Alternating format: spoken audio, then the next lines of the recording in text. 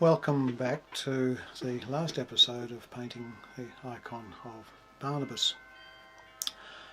In this episode we're playing it at 16 times the normal speed because it's a bit like watching paint dry, and we have seen this process in other series.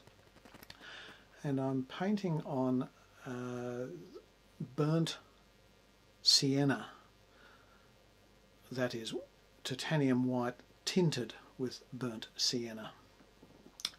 And I'll talk more about that later on when we have a chat about what I learned in this whole process. And then suddenly, oh goodness me, let's play that in real time. There is a great big blob of, and another great big blob of burnt sienna. Oh, help. So I'm playing this in real time so you can see what I did about it. Kept my cool, I didn't curse at all, just felt, And so with a dried off brush I'm sopping up the damage.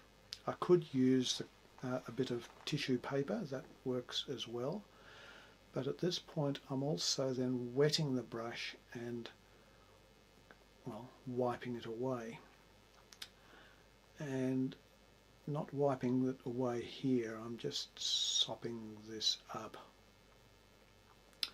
And then in a moment we'll return to normal quick speed and you'll see me paint over with and this is incidentally why I always do background and inscription in the same episode, so that if I have I've got the mixture for making the corrections and fixing things up. So there he is, all finished, and in a few weeks' time I will varnish him. But let's stop now and review what's happened.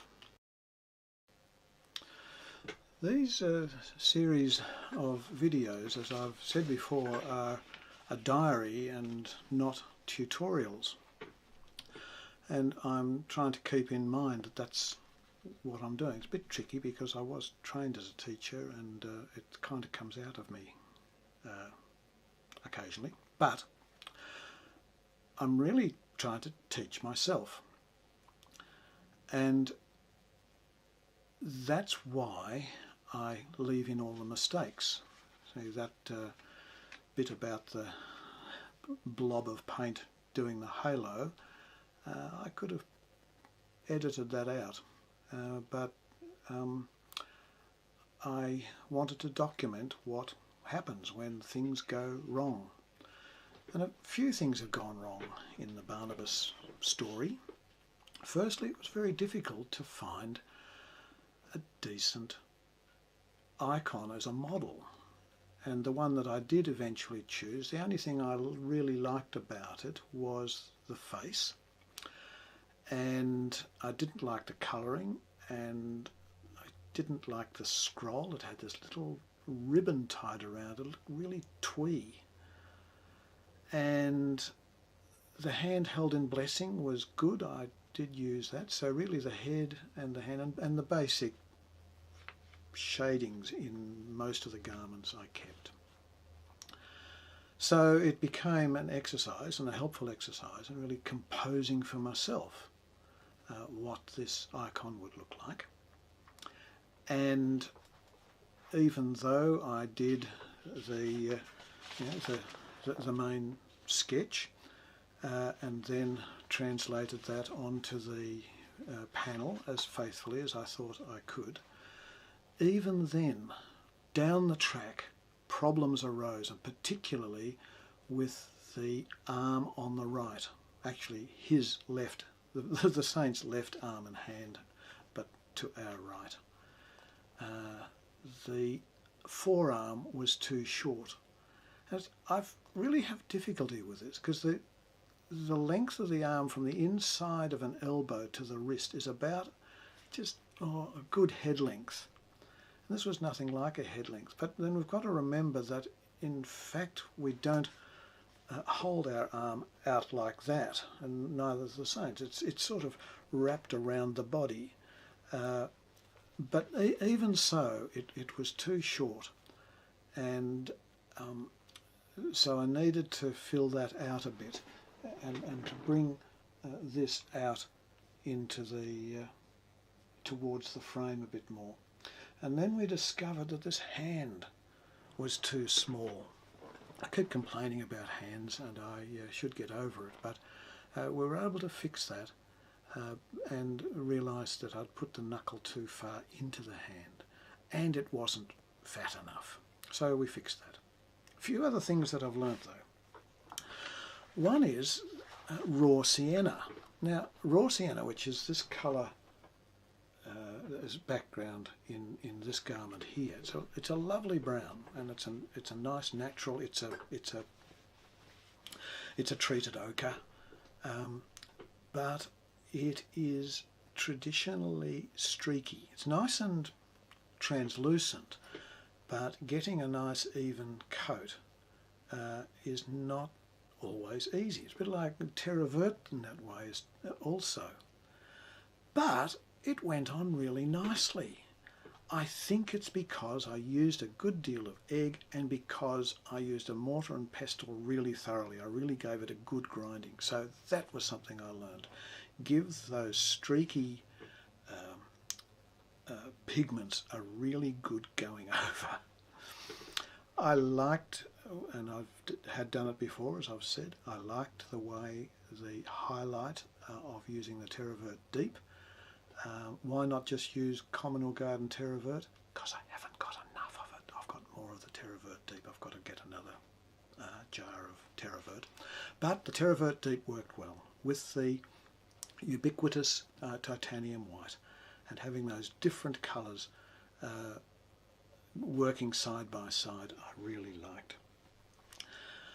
When I came to do the background, and this is one of the things that sort of haunts me every time, what will the background be? I do like to keep my palette for each icon as small as possible.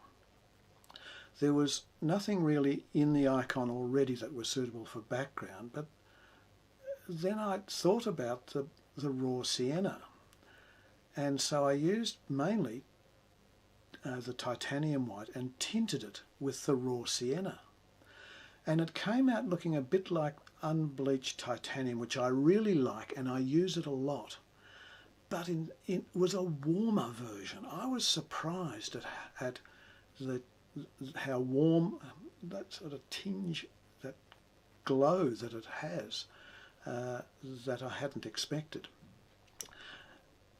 Burnt sienna is very red. In fact, it can be mistaken for red ochre sometimes.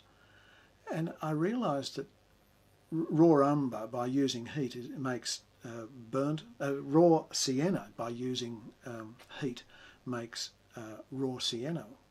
And so this glow, this redness in that raw pigment is already there, and it showed up when it was mixed, used as a tint with the titanium white. One other thing happened to me on this episode, and I did note at one point a few episodes back that the face was looking wonky. I thought it was the mouth, and I fixed the mouth, and I still wasn't really happy with the way it was looking. I didn't let on, but it was deep deep in my heart and in my worries, and tried to stare at it and couldn't work it out. But I worked it out when I turned it upside down so that I could put in the background and could see that it was the head, the top of the head, that was weird. and by using the background I reshaped the head and it fixed it. And I've heard before that people reckon with all sorts of, any kind of art, examine your work upside down and or in a mirror and you can see the mistakes. And I learned that in this, painting this icon, how turning it upside down really helped to solve a problem of wonkiness. That's a technical term, of course. Well, I've enjoyed painting Barnabas. I actually didn't think I would, but the end result I'm quite pleased with. And thank you for joining me on the journey, and please join me again on another journey of painting an icon. If you like them, there's a spot underneath each video for saying like. I won't mention there's also a spot for saying don't like, don't bother with that button. But there's a space for making a comment, and I'd love to hear from you as well. Blessings, goodbye for now.